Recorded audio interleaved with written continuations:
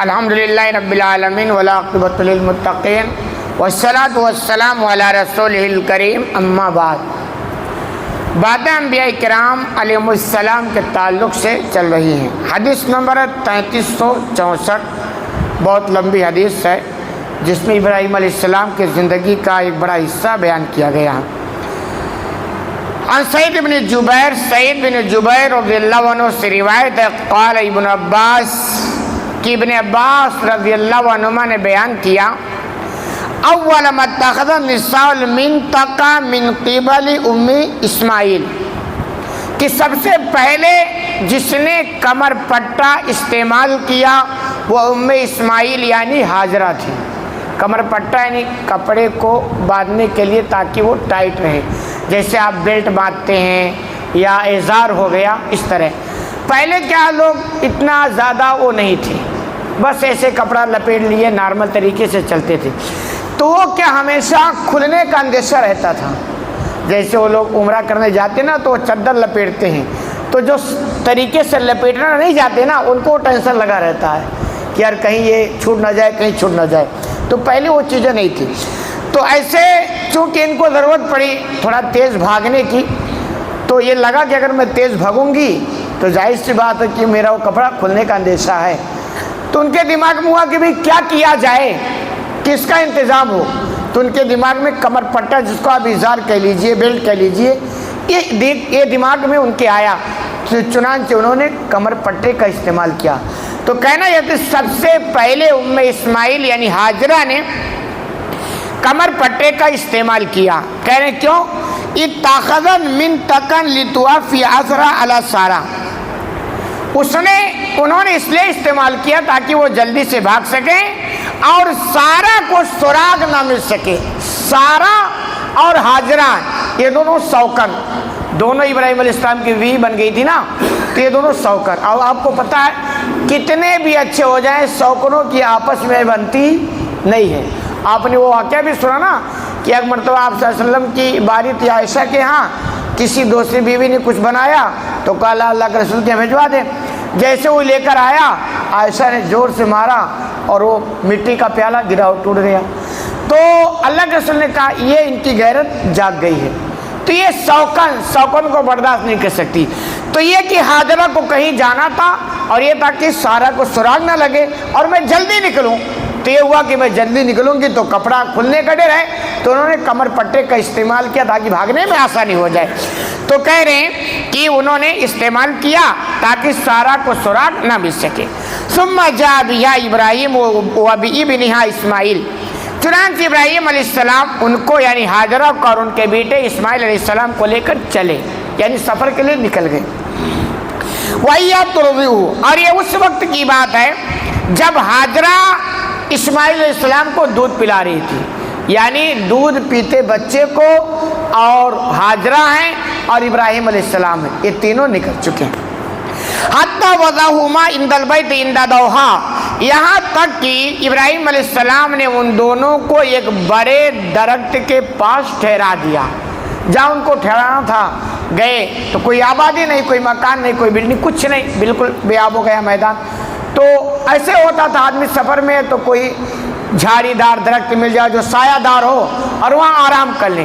تو انہوں نے کیا کیا، ان دونوں کو ایک درخت کے نیچے بڑا درخت تھا وہاں ٹھہرا دیا. فوق زمزم فی اعلی المسجد. جہاں آج بیر زمزم ہے، زمزم جب کنواں ہے وہ جہاں ہے نا وہی وہ جگہ تھی جو مسجد کے اوپر والے حصے میں پڑتا ہے. جو لوگ وہاں گئے ہیں جانتے ہیں، جو نہیں گئے ہم سب کو بھی توفیق مل جائے ہم بھی وہاں جائیں اور اتنے عظیم عبادت سے بہرور ہوں. تو وہاں جو گئے ہیں وہ جانتے ہیں. بہرحال اس طرح سنی ہوئی باتوں ہوتی تھوڑی سمجھ میں نہیں آتی، جب وہاں جاؤ دیکھو تو اس کا نقشہ دماغ میں بیٹھ جاتا ہے. تو کہہ رہے وہ زمزم جو آج ہے نا یہ وہی جگہ تھی جہاں ابراہیم علیہ السلام نے اپنے بیٹے اسماعیل اور بیوی ہاجرہ کو ٹھہرایا تھا.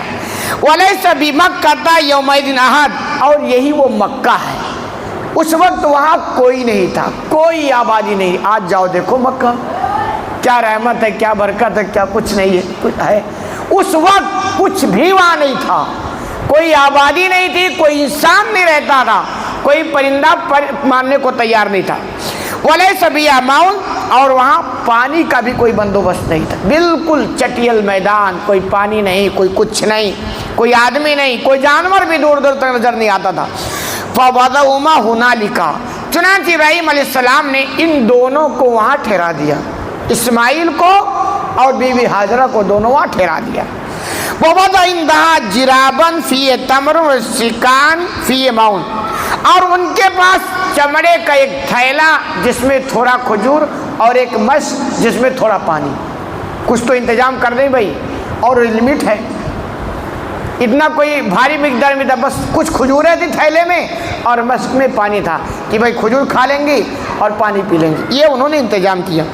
सुम्मा कफ़ा इब्राहिम मुंतलिकन, फिर इब्राहिम अलैहिस्सलाम पीठ फेर कर वापस जाने लगे, यानी उनको वहाँ छोड़ दिया और ये चलने लगे। ये आजमाइश थी, ये अल्लाह की जानिब से हुक्म था, और ये देखना था कि अल्लाह की मोहब्बत तो कहीं इनके चक्कर में कुर्बान तो नहीं हो गई।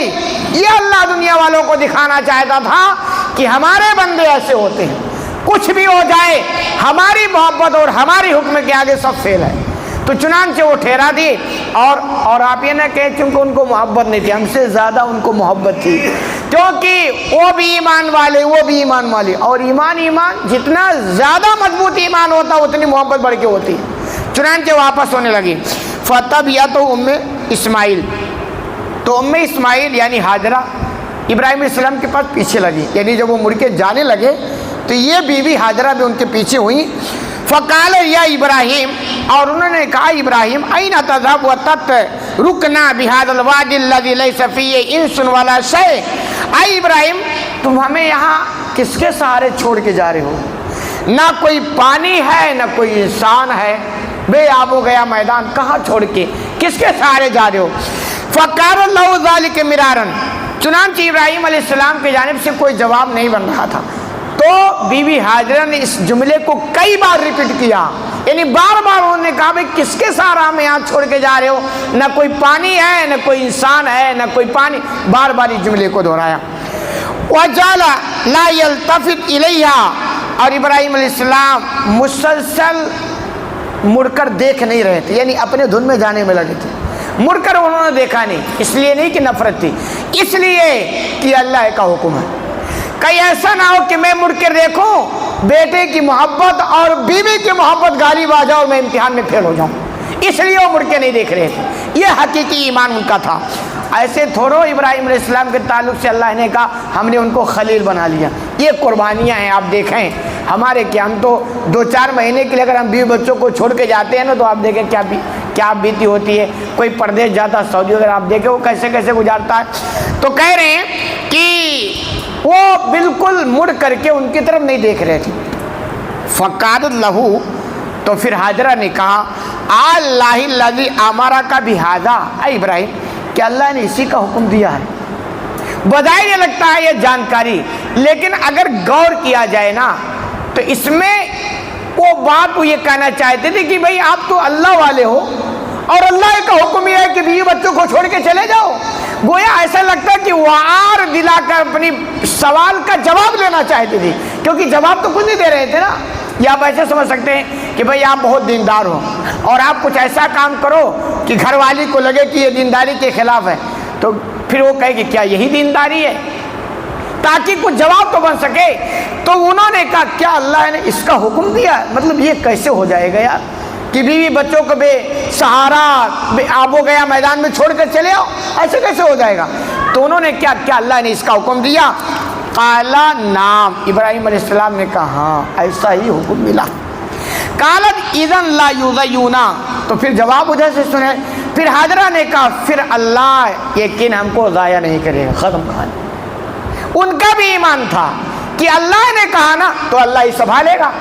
फिर इनको ये हुआ कि जब अल्लाह का हुक्म है तो फिर टेंशन ही नहीं ना, अल्लाह तो हर जगह हमारी देख रेख कर लेगा, कोई टेंशन की बात नहीं है। तो ऐसा ईमान, ये सारी चीज़ें बयान करने का मतलब ये है ना कि हम थोड़ा अपने ईमान का जायज़ा लें, एक नसीहत लें, एक इबरत पकड़ें कि ऐसे अल्लाह वाले भी दुनिया के अंदर गुजरे हैं और हम हैं कि आसानी के साथ 5 वक्त की नमाज नहीं पढ़ पाते हैं। हदीस लंबी है, बाकी बात इंशाअल्लाह अगली दर्स में। अल्लाह रब्बुल आलमीन से दुआ है कि लाल आलमीन तुम्हें कहने सुनने ज़्यादा अमल करने की तौफीक अता फरमा।